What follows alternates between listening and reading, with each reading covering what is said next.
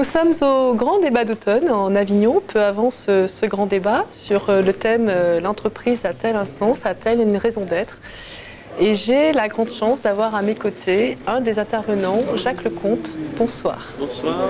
Bonsoir, je suis ravie de vous avoir à mes côtés en interview. Vous êtes docteur en psychologie, oui. Psychologie positive. Vous êtes ce soir en tant qu'intervenant justement pour débattre sur l'entreprise et l'humain. L'entreprise a-t-elle un sens? Qu'est-ce que cela résonne en vous? C'est-à-dire que c'est simplement, il y a souvent l'idée, par exemple, quand on voit dans les médias et qu'on parle des entreprises, on parle beaucoup de burn-out, on parle de suicide au travail, des choses comme ça. Or, beaucoup de gens, en fait, trouvent du bien-être, de la satisfaction dans les entreprises. Et en fait, aujourd'hui, des enquêtes ont montré que les 3/4 des gens se disent heureux ou très heureux au travail, ce qui n'est pas forcément l'image qu'on a. Ça, c'est la question en interne. Et puis en externe, les entreprises, elles ont aussi un rôle social, voire un impact environnemental qu'il faut maîtriser. Donc, l'idée qu'une entreprise puisse être au service du bien commun, ça me semble quelque chose, une idée à développer. Et moi, j'ai rencontré des entreprises, des patrons, des salariés, des syndicalistes qui ont cette vision que l'entreprise peut être au service du bien commun. Ces entreprises, est-ce que vous, en tant que psychologue, vous les rencontrez personnellement ou est-ce que justement, c'est à travers ces conférences-là que vous passez ce message? C'est-à-dire que, d'abord, moi, j'ai écrit un livre et c'est à partir d'enquêtes que j'ai faites de terrain, plus une synthèse de travaux existants par ailleurs. Et donc j'ai rencontré effectivement, comme je vous dis, des patrons, des syndicalistes, des salariés. Et je dirais qu'il y a quelques éléments qui me permettent d'affirmer qu'une entreprise peut être qualifiée d'humaniste. C'est d'abord en particulier le mode de management. C'est-à-dire que vous avez des cadres, des patrons, qui considèrent que des valeurs, des attitudes telles que la coopération, la bienveillance, la confiance en l'autre, c'est central pour que les personnes puissent se sentir bien dans l'entreprise. Et c'est pas seulement des mots, puisque, comme je vous dis, j'ai rencontré les personnes à différents niveaux de responsabilité, c'est aussi ce qu'expérimentent concrètement les salariés qui se sentent reconnus, qui se sentent valorisés, appréciés. Voilà, et c'est vraiment très important. À votre sens, quel est le management qui pourrait être exemplaire justement pour respecter cet humanisme auprès des salariés? Alors voilà, à côté par exemple des valeurs comme ce que j'ai dit à l'instant, il y a quelque chose qui est peu connu, c'est un thème qui s'appelle le serviteur leader.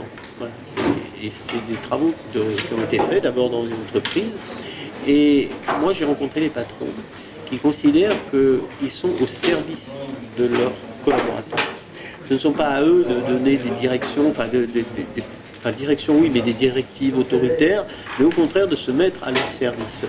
Et c'est très intéressant, un patron, par exemple, qui me dit « Pour moi, une entreprise, c'est un collier de perles. » Et ce qui est important, c'est qu'on voit la beauté de ce collier de perles. Et le rôle du patron dans cela, c'est d'être le fil qui relie toutes les perles. Qu'on voit ou pas, que le patron soit très visible, n'a pas d'importance. Ce qui est important, c'est que le patron il sache coordonner tout cela pour que ça fasse un beau collier.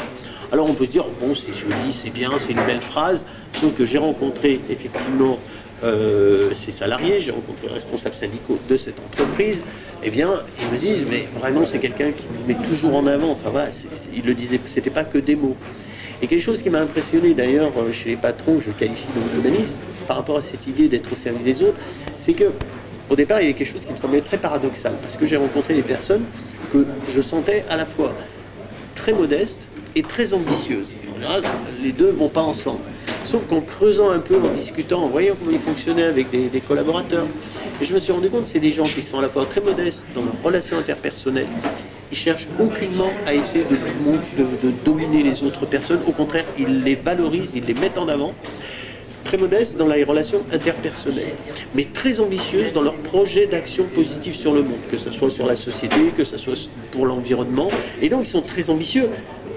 Et comme ils ont une ambition, ils ont un côté charismatique, vous voyez, de visionnaire, ça entraîne les personnes, et comme une fois que, en quelque sorte, dans leur relation avec leurs collaborateurs, ils leur laissent beaucoup de liberté, ils font une énorme confiance. Donc ils sont à la fois visionnaires, mais en même temps très en faveur de l'autonomie des personnes. Alors justement, par rapport à ces chefs d'entreprise qui rentrent dans ce mouvement-là, il y en a certains justement qui peut-être appréhendent ou ne savent pas comment s'y prendre.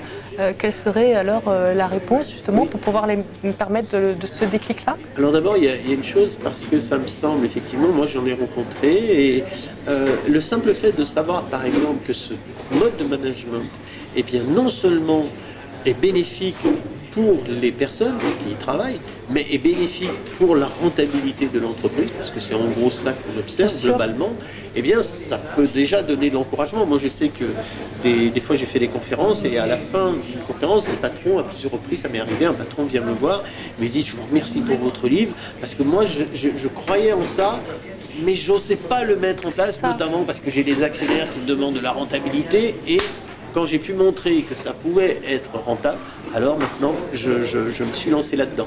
Et c'est pour ça que je crois qu'effectivement, c'est important l'exemplarité, c'est-à-dire, je cite beaucoup d'exemples, hein, mais que des patrons qui sont exemplaires et qui donnent envie, qui inspirent d'autres pour agir dans le même sens. D'autres qui peut-être étaient plus réticents, plus prudents, comme vous venez de le dire. Quand on voit que d'autres personnes ont vraiment réussi avec ces valeurs, on se dit, bon, allez, on peut y aller, tous ensemble. Est-ce que vous pensez que justement ce type de management ne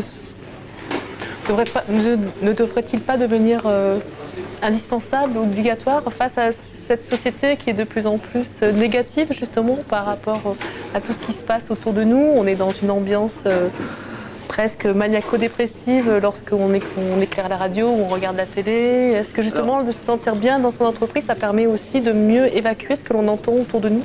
Oui. Alors moi je suis bien sûr que ce soit la société qui soit dépressive, je crois que c'est les médias qui sont... C'est pour ça que j'en ai parlé. Oui, je vous remercie en tant que média de m'interviewer sur un thème positif, mais les médias sont très anxiogènes, ça c'est sûr. Si on veut être dépressif, il faut regarder le journal du soir tous les soirs. Donc ça, je suis d'accord. Ça ne veut pas forcément dire que c'est un reflet de la société. C'est important. Je viens de vous le dire, les seules choses qu'on voit dans les entreprises, sur les entreprises, dans les journaux du soir, c'est les suicides et les harcèlements. Alors que ce n'est pas la majorité de ce qui se passe.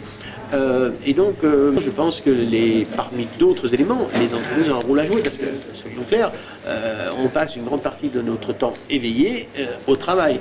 Donc, c'est une source importante, soit de souffrance, soit de bien-être.